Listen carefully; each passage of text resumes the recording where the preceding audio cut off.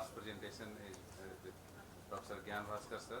Sir will be dealing with management of orbital trauma. Sir is head of oculoplasty unit in IGMS Patna and currently chairman scientific committee of Bihar Ocular Society as well as secretary of Patna Ocular Society. Thank you, Dr. Amit. First, I'd like to thank AIOC and Dr. Amit for this opportunity. I'll be discussing about the orbital trauma.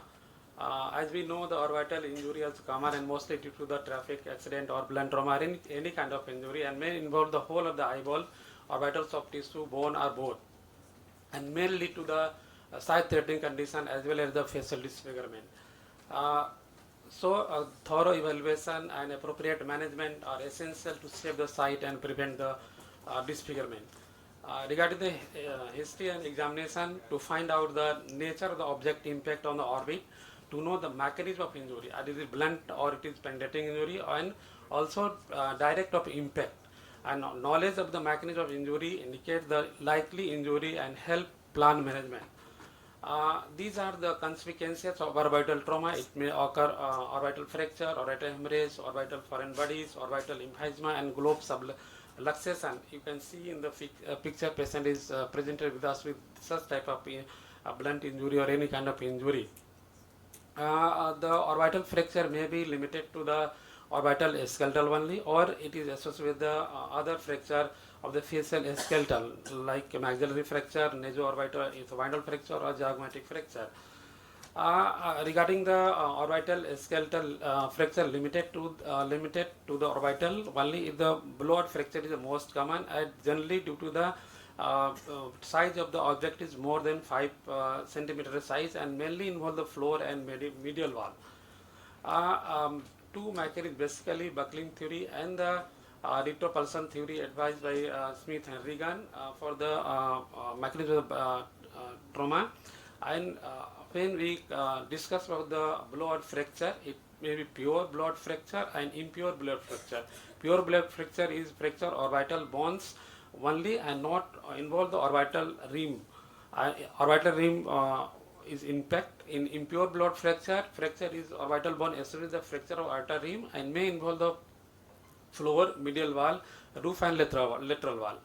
And if the floor fracture, its effect will be the herniation of orbital content and interpret of the inferior rectus muscle and damage to the infraorbital nerves, and which lead to the diplopia or intraorbital numbness, periocular ecchymosis, and enophthalmos and orbital emphysema. It can be diagnosed by the X-ray, simple plain X-ray. We can go over water view. But sometimes we miss the fracture in plain X-ray, then we can advise computerized tomography with plain or enhanced to know the site and size of fracture. Regarding the management, initially we manage by broad spectrum antibiotic and oral steroid to prevent the fibrosis, and patient asks no nose blowing. But sometimes non-surgical management can be wait and watch. There is no significant enophthalmos or marked hypoglobus or no interrupt muscle or tissue. If fracture is less than 50% of the floor, not displayed fracture, or there is a lack of diplopia. But it should be treated by the oral antibiotic and short course of steroid. In cases of surgical management, there is a classical guideline widely accepted for the intervention if there is diplopia with positive force reduction test and enophthalmos exceeding 2 millimeter, that is cosmetically unacceptable. A large fracture involving at least half of the orbital floor we can go for the surgical management, and this can be an immediate intervention is required when there is a diplopia with the CT evidence, interrupt muscle or periorbital tissue with non-resolving oculocardiac reflex, or patient is having the bradycardia, then we can have an immediate intervention.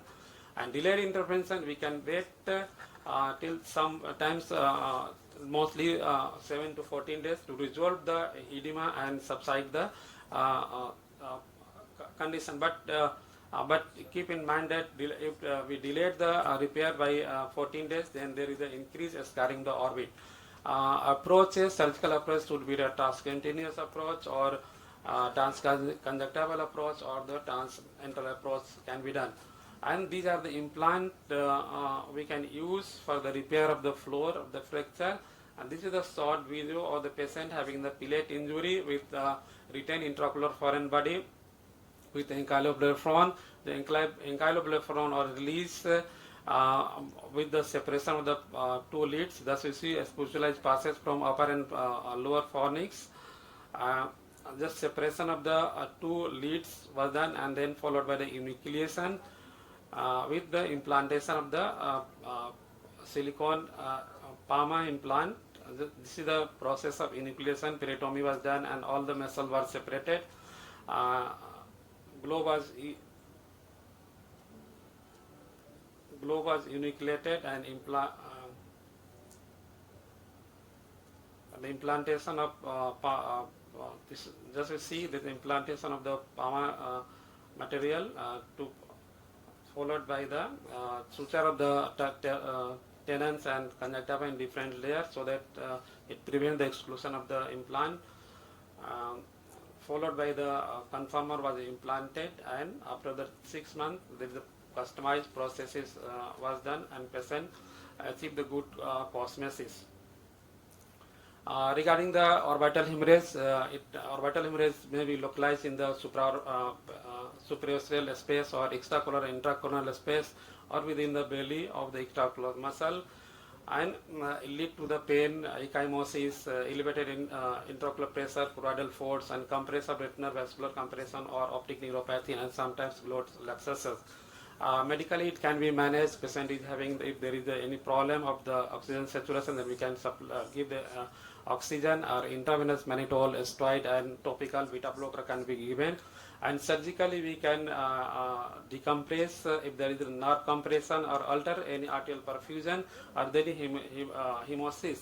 In emergency, lateral canthotomy, there is the globe is tight, then we lateral canthotomy and cantholysis was done to drain the blood. If foreign body, retained foreign body in the periocular area, then it can confirm by the MRI, CT scan can be done, or MRI only can be done in cases where we suspect only non-metallic particles. Treatment could be prophylaxis, tetanus can be given, and if removed particle is sent for the culture sensitivity, and antibiotic can be given. Surgically, we remove organic matter like wound or stadium like removed. Otherwise, if retained, it lead to the recurrent abscess formation and sinus formation.